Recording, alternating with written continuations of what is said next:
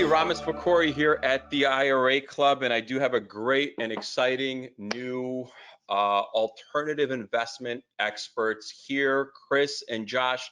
Quick introductions. How are you guys? Hey, Ramesh, thanks so much. My name is Chris Fraser, like Ramesh said. I work for Linqto. I'm the Director of Sales and Markets there, and I'll let my colleague Josh introduce himself as well. Yeah, thanks, Ramesh, for having us. I'm Josh Giordano. I work alongside Chris on the sales and market side at Linqto as well.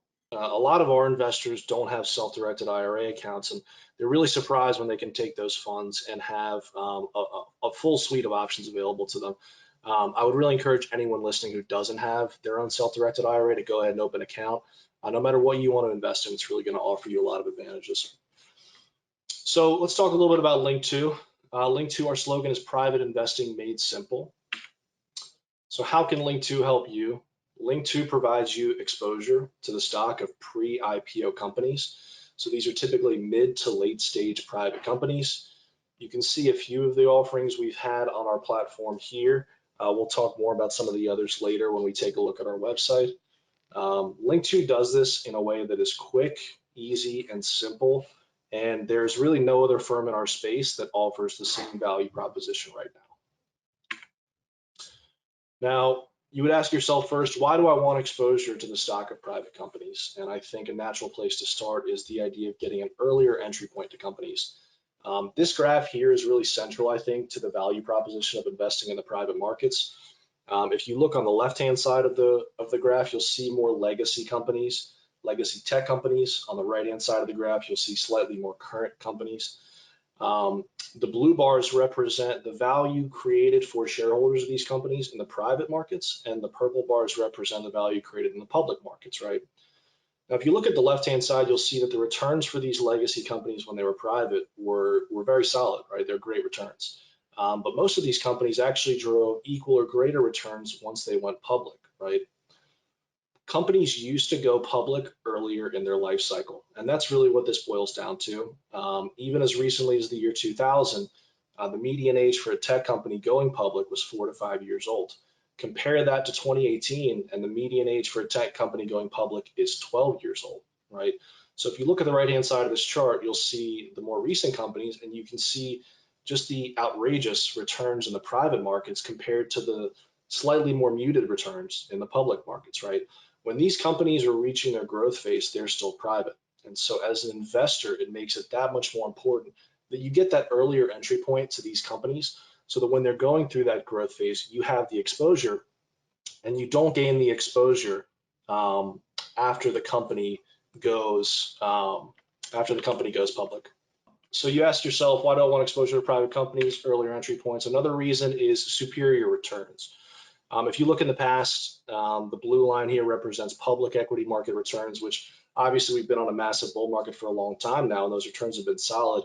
But the black line represents the returns in the private equity market, which have outpaced public returns over the last 20 years, almost by a factor of 3. You also look at future returns, right? Now, projecting returns into the future obviously is no guarantee, and certainly depends on where you look at the projections. These projections were done by AQR, which is one of the world's biggest hedge funds and research shops. But when you look across different research shops at projected returns, private equity over the next 5 to 10 years tends to be the expected best performing investment, and one of the only investments that's going to approach double-digit returns over that time period. Lastly, you ask yourself, what are the major institutions in this market doing? And all major types of institutions see themselves as being under allocated to the private equity markets. So this graph is measured in billions of dollars. You look at 4 major types of institutions: private pensions, insurance companies, publics, and sovereign wealth. All of these institutions see themselves between 1% and 5% under allocated to this market. And so over the course of the next few years, for example, private pensions are going to have to contribute $200 billion to this market just to get to where they want to be today, right? So you see these institutions putting money into the private markets increasingly. So talked a little bit about private markets, why you might want to invest in them. What makes Linqto different than other firms in this space? A good place to start is our fee structure. Historically, the fee structures in the private markets had been really, really onerous. It was a market that was difficult to access as an individual investor, and in order to access it, you had to pay dearly. This fee structure you see here is a pretty typical fee structure that exists elsewhere in the private markets. Management fee of 200 to 300 basis points. Brokerage fee, you'll pay 5% on the way in, typically 5% on the way out as well. And then you talk about carried interest. Now, carried interest, the meaning of that term kind of differs depending on what corner of the financial world you're in. In this context, what it refers to is the idea that 10 to 20% of the profit that you make on a given investment, you're going to owe that to the firm that sold you that investment. Now, if you take this fee structure and you model this out over a holding period that would be expected in the private markets, call it 2, 3, maybe 4 years, you could be paying away a third of the money you make in fees, right? When you compare that to the public markets and other asset classes that are more mature, it's orders of magnitude higher than what you would typically pay, right? And Linqto recognized this, and this is a big reason why the firm was founded. Our fee structure is low and simple. We have an annual management fee of 50 basis points or 0.5%. So on an investment of $10,000, which is our minimum investment, you would pay $50 per year in a management fee. There's no brokerage fee, so you're not going to pay anything on the way in, anything on the way out. And there is no carried interest, right? So I think this carried interest idea is especially important in the private markets, where if you're able to make an investment in a company that experiences good returns, that carried interest eats massively into your returns. What else makes Linqto different? So this point might be the central thing. If I had to pick one thing that makes Linqto different, I think this is probably what I would pick. We remove the barriers to entry with our unique model in the market, right? So let's talk about what's existed in the past. Typically, firms in our space, they're brokers by nature. And so what I mean by that is these firms will try to find people who own shares of private companies who are sellers of those shares. They'll match them up with buyers of those shares. And the transaction, although the buyer is working with a firm, the transaction is really between the seller and the buyer. The firm, in this case, the broker, will collect a commission on both sides of the trade, but the broker never really owns the shares, right? This presents some problems in the private markets. So in the private markets, anytime shares trade hands, the underlying company has to approve the transfer, right? So you can't just buy and sell stock at will in the private markets. The company whose stock you're buying, the purchase will go before the treasury of the company, and the company will have to make a decision. One of those decisions is, do they grant transfer consent? Do they allow the shares to be transferred? That company controls its own capitalization table. They're under no obligation to approve the transfer, so the transfer needs to be approved. The other thing that they have the authority to do is exercise what's called the right of first refusal. And without getting too into the weeds, what this basically means is that the company can actually buy the shares from any seller ahead of you as a buyer, right?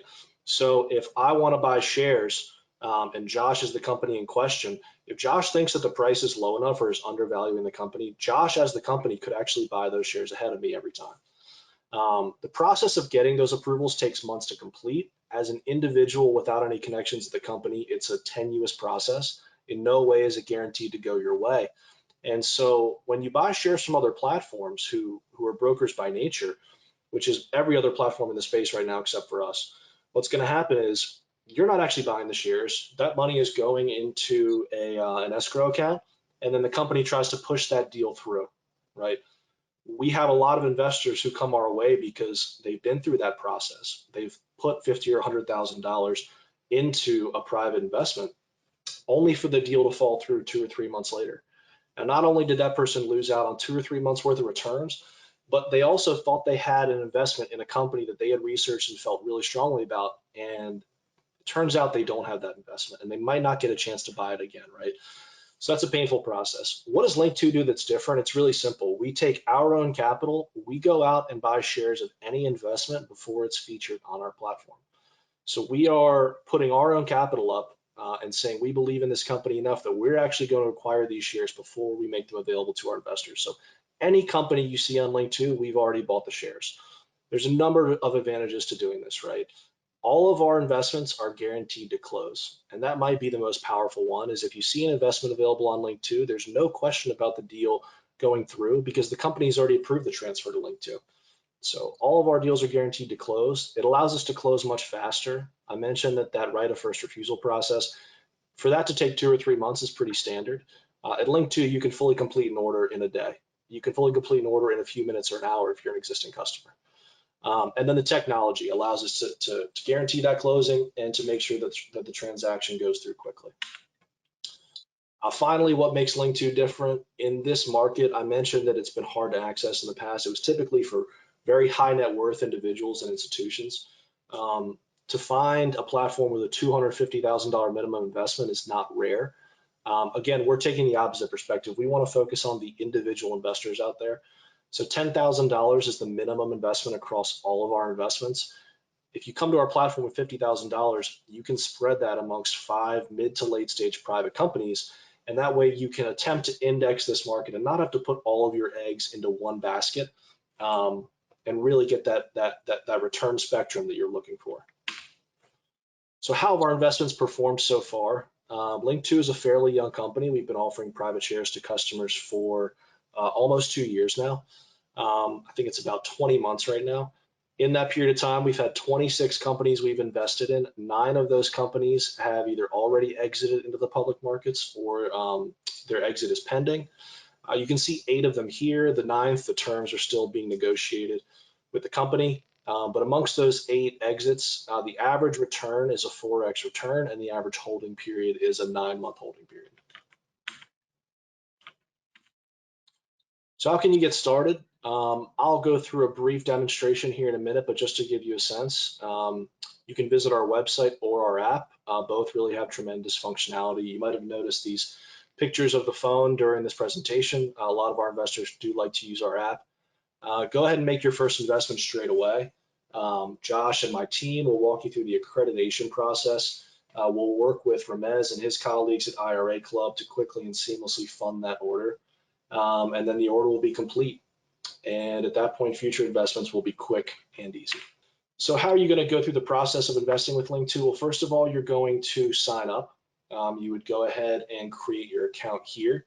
You're going to go ahead and self-accredit at first. So just to be clear, this is a market that is only for accredited investors.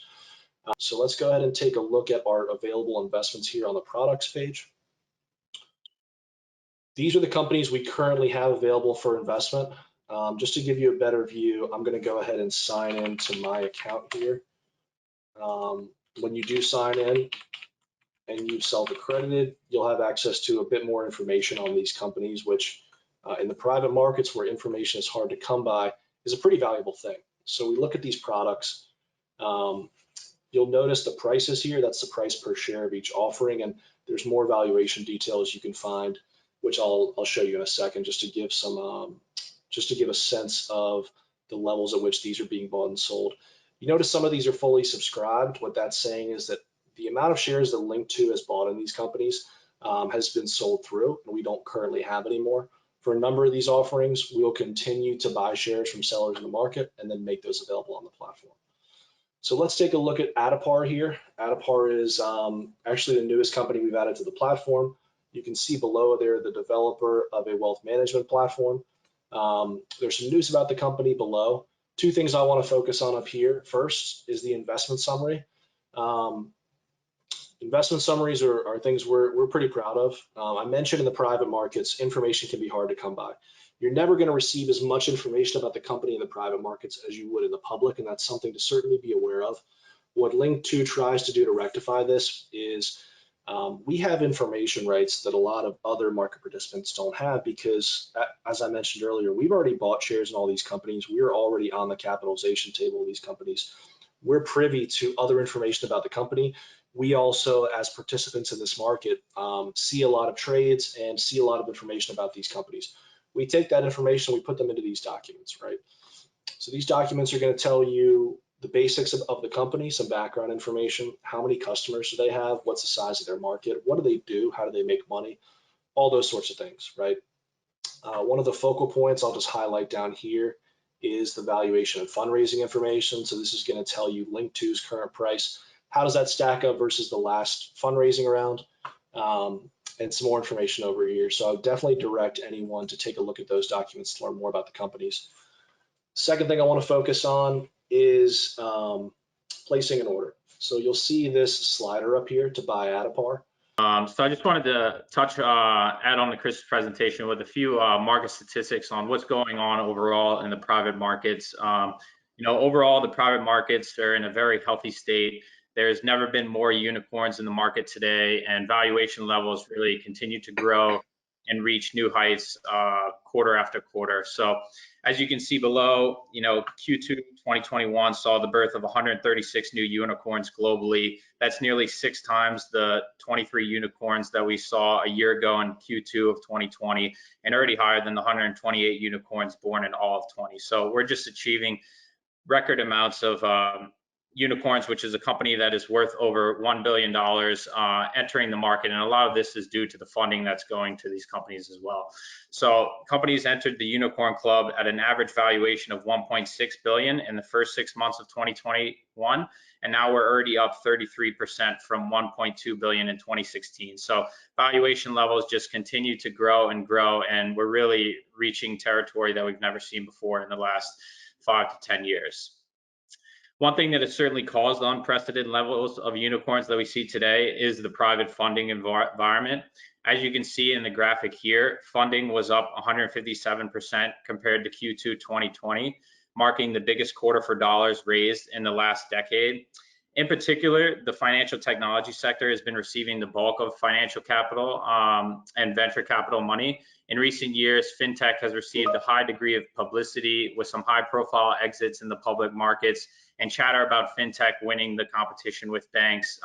Linqto specifically, we offer a number of fintech names available to our customers to invest in. And just to name a few, like Robinhood, SoFi, and NerdWallet, these are all companies that have either already exited or are in anticipation of exiting in the next few quarters. So this is one space that is getting a lot of attention recently, and one that we think is primed for a lot of future growth as the financial sector continues to be digitally disrupted. And so we want to continue to offer investments to our customers in this space so that they have some exposure.